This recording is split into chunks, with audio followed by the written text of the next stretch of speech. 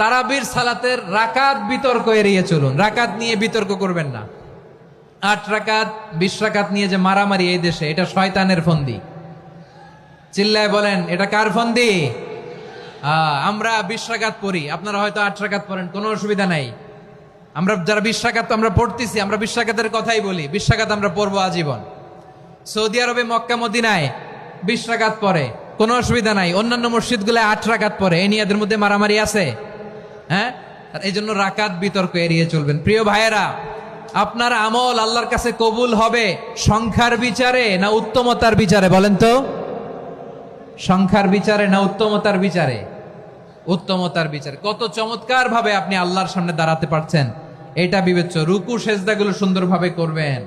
রুকু থেকে সোজা হয়ে দাঁড়ানো ওয়াজিব, 2 সেজদার মাঝখানে সোজা হয়ে বসা ওয়াজিব। এই তা'দিলুল আরকান বাদ দিলে হানাফি মাযহাব মতে সৌ সেজদা দিতে হবে, অন্য মাযহাব মতে নামাজই হবে না, আপনি নামাজই হবে না। এই জন্য ধীরস্থির ভাবে তারাবির সালাত যেন আমরা আদায় করি। পারা যাবে তো ইনশাআল্লাহ? 3 নাম্বার, তাহাজ্জুদের সালাত আদায় করুন। বছরের অন্য সময় উঠতে পারি না, অনেকে বলে হুজুর উঠতে পারি না, কিন্তু রমাদানে সাহারি খাওয়ার জন্য তো উঠাই লাগে। কি বলেন, সাহারি খান আপনারা? হ্যাঁ, খান না? খান কে কে দেখি তো? মাশাআল্লাহ মাশাআল্লাহ। এই সুন্নত পালনের জন্য 1 নাম্বার। মাশাআল্লাহ, ঠিক আছে, পালন করবেন।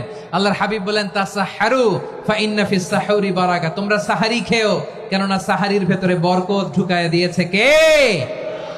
একটা খেজুর, 1 গ্লাস পানি খেলেও সারা দিন আপনাকে তরতাজা রাখে কে? তো সাহারির জন্য যেহেতু উঠতেই হয়, সাহারি খাওয়ার আগে বা পরে 2 রাকাত 4 রাকাত তাহাজ্জুদ পড়া যাবে না? রব্বুল আলামিন বলেন, ওয়ামিনাল লাইলি ফাতাহাজ্জাদ বিহি নাফিলাতান লাকা আসা আইয়াবআসাকা রাব্বুকা মাকামান মাহমুদা।